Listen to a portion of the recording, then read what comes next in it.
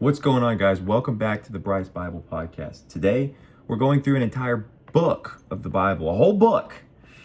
Before you think this is going to be hours long, hang on. It's the book of Habakkuk, a short book, 3 chapters, like 55 verses, not very long. But the book of Habakkuk is a book that's really instrumental to the end of the Old Testament. We're winding down in the Old Testament, okay? We're getting to the end of the minor prophets.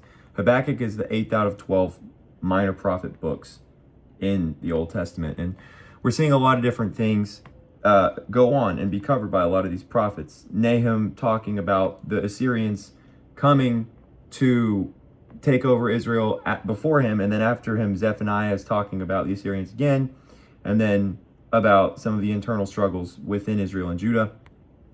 But Habakkuk is a book that's kind of separate from those two, in that Habakkuk is actually having a dialogue with God. So Habakkuk here speaks, and then God responds, and then Habakkuk speaks, and God responds, and then Habakkuk speaks and prays, and God responds. And that's kind of how the book goes. So we'll start in the beginning of this book, chapter 1, verse 2. Habakkuk says, "O Lord, how long did I cry, and you won't hear me? Even cry unto thee of violence, and you will not save me." Verse 3, "Why do you show me iniquity and cause me to behold grievance? For spoiling and violence are before me, and there are that raise up strife and contention. The law is slack, judgment does not go forth. The wicked compass about the righteous, therefore wrong judgment proceeds." So Habakkuk is basically saying here, God, the Assyrians, or not the Assyrians, God, the Babylonians are coming, they're going to take over, we're in trouble, and you're not listening. Where are you? Why aren't you listening to my prayers and my cries? And then God responds to Habakkuk and talks about, in verse 6, he says, "I'm raising up the Chaldeans, that bitter and hasty nation, which shall march through the breadth of the land to possess dwelling places that are not theirs. They are terrible, they are dreadful, their judgment, their dignity will precede them. They're going to come up," verse 9, "from all sorts of violence. Their faces will sup up as the east wind. They will gather the captivity as the sand. They will scoff at the kings. They will take over every stronghold. They will heap dust and take it." And so God is basically saying, I'm hearing you, I've heard you, but I've willed it that the Babylonians are going to come and take over, and that's just what's going to happen. And then Habakkuk responds in verse 12 of chapter 1. He says, "Are you not from everlasting, O Lord my God, my Holy One? We shall not die, O Lord. You have ordained them for judgment. Almighty God, you've established them for correction. You are of purer eyes than to behold evil. You cannot look on iniquity." So we'll pause there. In verse 13 there, he's saying, God, we're your people. What are you doing? Why are you letting this happen to us? Aren't you the everlasting God? Aren't we your children? Why aren't you helping us? You're a pure God that doesn't behold evil. You're not looking on this iniquity. Why are you letting this happen to us? Why are you letting this happen?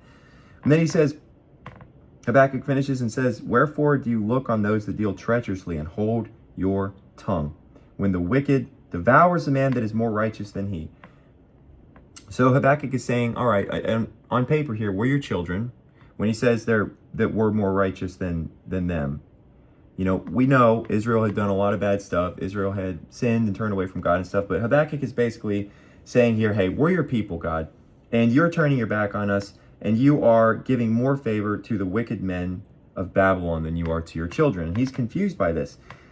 And then he finishes, he says in chapter 2, verse 1, Habakkuk saying, "I will stand upon my watch, and set me upon the tower, and will watch to see what he will say unto me, and what I will answer when I am reproved." And so he's waiting for the answer of the Lord, for what God's going to say to this question of, God, why are you turning your back on your children? Why aren't you listening to the cries of your children? And then God replies to him. This is a very pivotal part of this passage, verses 2 through 5 of chapter 2. God replies and says, "For the vision is yet for an appointed time, but the end shall speak, and will not lie, though it tarry, wait for it, because it will surely come, it will not tarry." So God says this is going to happen, all right? It may take a little while. It may not be right now. This is going to happen, though. It will not wait. It will come to be. Verse 4, "Behold, his soul which is lifted up with pride is not upright in him, but the just shall live by faith." That passage, I bet you didn't know, it was from the book of Habakkuk. The just shall live by faith. That's a passage that Martin Luther quotes. It's also in the New Testament, the book of Romans. Martin Luther's awakening of sorts to what God actually is came from that passage. The just will live by faith, because he was so wrapped up in his works and what he had to do, and confessing his hundreds of sins and beating himself because he was sinful and trying to expunge the sin from himself. But then the Lord used this little passage, the just shall live by faith, to speak to him. It comes from Habakkuk, and it's God saying it. He says, behold, his soul which is lifted up is not upright in him. The prideful man is not upright, but the just shall live by his faith. What that means is that if you are prideful, if you are lifted up, you are not upright, and your time will come. Just like in the book of Daniel, where the writing on the wall happens, mene, mene, tekel, upharsin, you have been counted, you have been measured, you have been found wanting in the eyes of the Lord. The time will come. For Belshazzar, his time was that night. He died that night, the very night the writing was on the wall. For some other people, it's not that night. But God says the just will live by faith. Verse 5, yea, also because he transgresses by wine, he is a proud man, neither keepeth at home, who enlarges his desire as hell, and is as death, and cannot be satisfied, but gathers unto him all nations, and heapeth unto himself all people. So, eventually, we see here in verse 9, woe unto him that coveteth an evil covetousness to his house, that he may set his nest on high, that he may be delivered from the power of evil. God right here is responding and saying, you know what? If you covet evil, you're going to be in trouble. If you set your nest on high, you're going to be in trouble. Other parts in the Bible too, I don't remember exactly where, but the similar wording is used where it's like, hey, man sets his nest up on high, but guess who's above that? God. God is above that.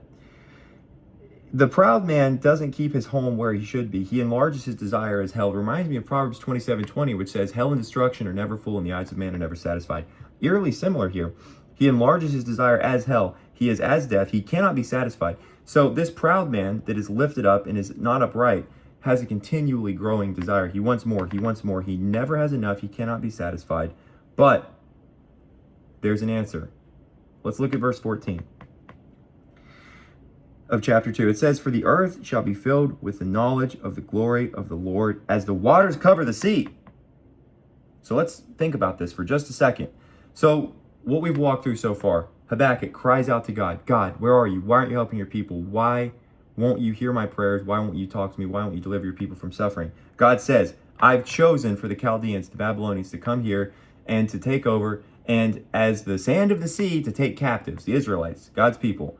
Okay, then Habakkuk responds, God, you're everlasting, you're pure, you're holy. How can you let this happen? How can you look on this suffering happening to your people?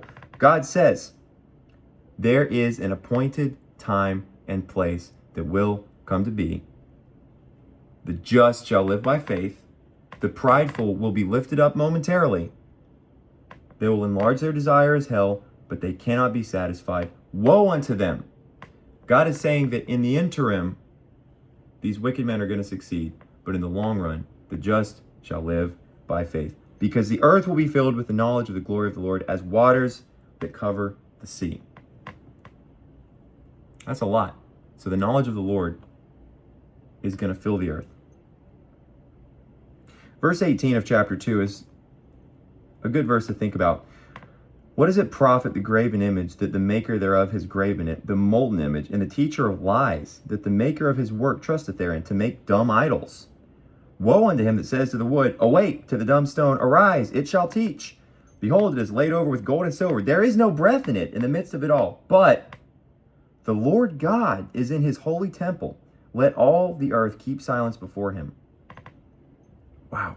He's talking here about the people that choose false gods over him, the Babylonians. Us, we choose false gods over our God. How silly, how foolish is it to choose a graven image over the holy God, the creator of the universe, in his holy temple? The Lord is in his holy temple. Let all the earth keep silence before him, he says, Habakkuk 2, verse 20. Habakkuk then prays and says, Lord, I've heard your speech. I've been afraid. Revive your work in the midst of the years. In the midst of the years, make known. In your wrath, remember your mercy. So Habakkuk here is saying, okay, I'm hearing you, God. I'm hearing what you're saying. I'm afraid, though. There's a lot going on. This is a scary time, but please have mercy on us. Remember your mercy. Remember the mercy you promised to our forefathers. And Habakkuk kind of goes through this prayer of praising the Lord for who he is and what he's done. His brightness was as light. And then he praises God's power, talking about his power in the waters and against the mountains and the sun and the moon and how God's put them about. And then we kind of wind down as Habakkuk is realizing here, okay, we have a God that has listened, he's responded, he's answered, he's heard, and there's a plan. Habakkuk finishes this chapter with one of the most beautiful few verses in the whole Bible. Verses 17 through 19 of Habakkuk chapter 3. He says, although the fig tree shall not blossom when bad times happen, neither shall there be fruit in the vines when bad things are happening, when bad people are in control, when good is not winning, when the labor of the olive shall fail, and the field shall yield no meat, the flock shall be cut off from the fold, and there will be no herd in the stalls. So essentially, whenever the worst of the worst is happening, when the thing we prayed wouldn't happen is happening, when bad things are happening to us physically and mentally, things out of our control, things that don't seem to make sense, when our human minds try to tell us, God, why? There's an answer. In the midst of all this bad, yet I will rejoice in the Lord. I will joy in the God of my salvation. Why? Verse 19, the Lord God is my strength, and he will make my feet like hinds' feet, and he will make me to walk upon high places. In the midst of all this terrible bad and destruction, I will rejoice in the Lord. I will joy in the God of my salvation, because he is my strength. He will make my feet like hinds' feet, and he will make me to walk upon high places. What does this mean? What are hinds' feet? So hind is a deer, all right? And these deer running in the mountains, he's talking about making me to walk upon high places with these feet of deer. He's giving us the ability to make it through tough times that we could not have made it through without him. Think about this passage. How would we walk through these mountains and these cliffs and these places that are impossible to walk without the feet of a deer, without the power of God, without his grace?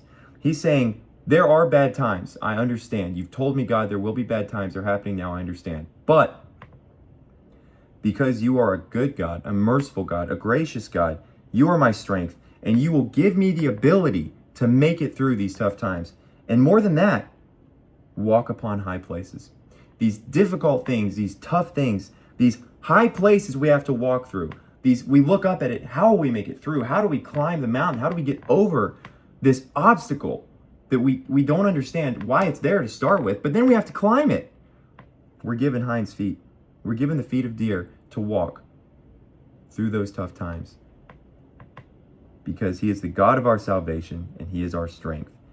This book is such a beautiful reminder that we're going to be all right, because we have a creator that says the just will live by his faith, and he gives us hinds' feet to walk upon those high places that we could not walk upon without the grace, the mercy, and the love of an almighty creator. That's the book of Habakkuk. I hope you have a good week. Goodbye.